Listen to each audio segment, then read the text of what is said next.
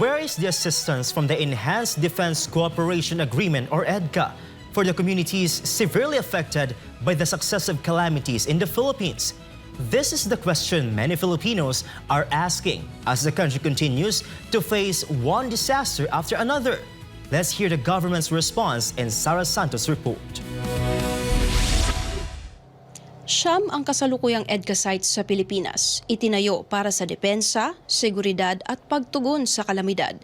Ngunit sa gitna ng sunod-sunod na mga kalamidad, ano na nga ba ang naitulong ng mga ito sa ating mga komunidad?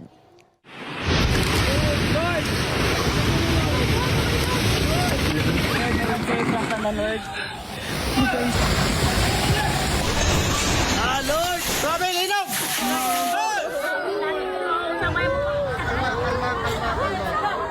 Earthquake here, typhoon there. Luzon, Visayas, Mindanao, almost no place was spared. We have the EDCA sites. I thought these EDCA sites are there to help us in times of need, during natural disasters. Nasaan na yung ating friends, partners, and allies?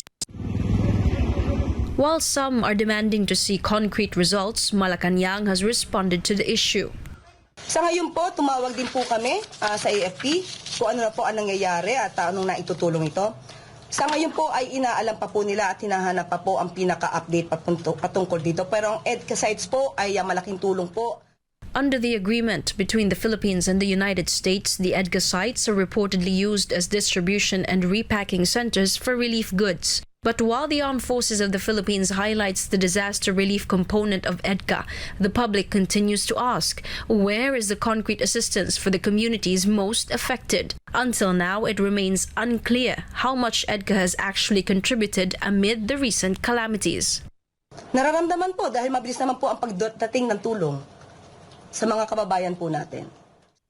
Meanwhile, the U.S. State Department announced that it will allocate $1 million or roughly 58 million pesos as immediate life-saving assistance for the victims of the successive disasters in the country, especially Typhoon Kalmaegi, or locally known as Typhoon Tino. The United States also assured that it will continue coordinating with the Philippine government, especially since Super Typhoon Fungwong, or locally known as Uwan, struck shortly after Typhoon Tino. Sa kabila ng ipinagmamalaking tulong at $1 milyong na suporta, nananatili ang tanong, talaga bang nakatulong ang EDCA o kailangan pa itong patunayan? Para sa Diyos at sa Pilipinas kong mahal, Sara Santos, SMNI News.